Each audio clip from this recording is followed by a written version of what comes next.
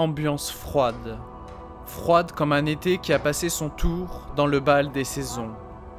Une ambiance froide comme un acte manqué, un été qui ne passera plus, peut-être plus jamais.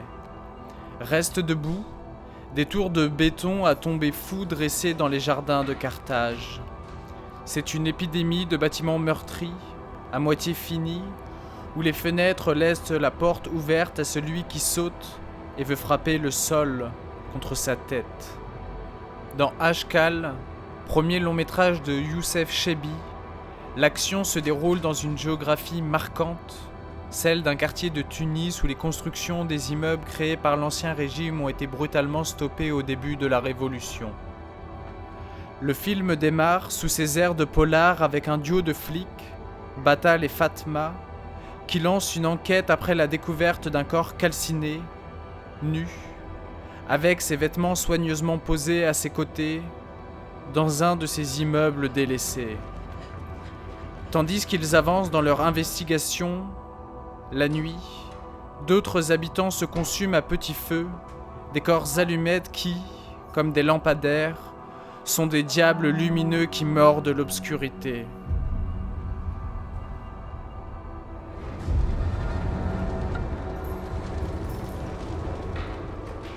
C'est dans un décor extrêmement cinégénique que le Tunisien Youssef Chebbi réalise son premier long-métrage de fiction. Décor de bâtiments mornés, décor aux nombreux angles morts, décor lisses qui tissent des toiles d'ombre. Pendant tout le film, des questions nous viennent. Les personnages sont-ils avalés par les constructions ? Sont-ils surveillés ? Par qui ? Par quoi ? Par monts et par veaux ? Le mystère. Celui d'un être qui erre dans la pénombre, qui se dilue comme un résidu sur la pellicule. Qui est-il ? Qu'est-il capable de réaliser ?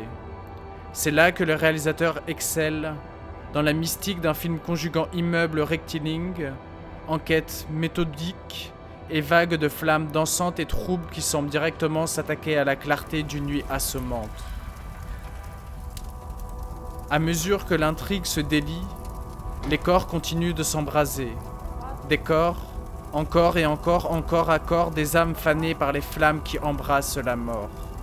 Alors, les corps deviennent-ils des feux de détresse ? Alors, les corps deviennent-ils des armes à feu ?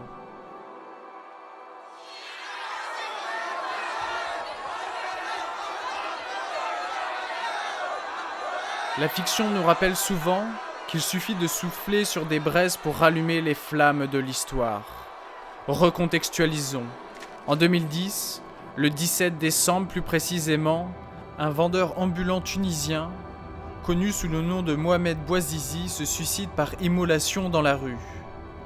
Il est alors à l'origine des émeutes qui concourent au déclenchement de la révolution tunisienne, évinçant le président Ben Ali du pouvoir, et par extension, aux protestations et révolutions dans d'autres pays arabes, connus sous le nom de printemps arabes.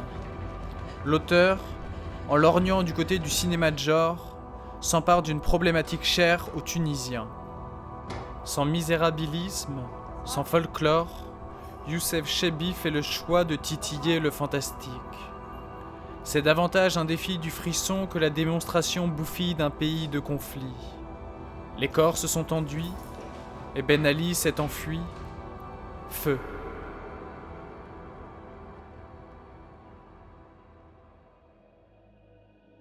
Merci à vous d'avoir écouté cet épisode jusqu'à la fin. Le film est distribué par l'excellent distributeur Jour de Fête, à découvrir au cinéma le 25 janvier. N'hésitez pas à réagir sur nos réseaux sociaux et à noter l'épisode sur les plateformes de diffusion. Vous pouvez retrouver dans la description toutes les références citées dans l'épisode. Allez, ciao!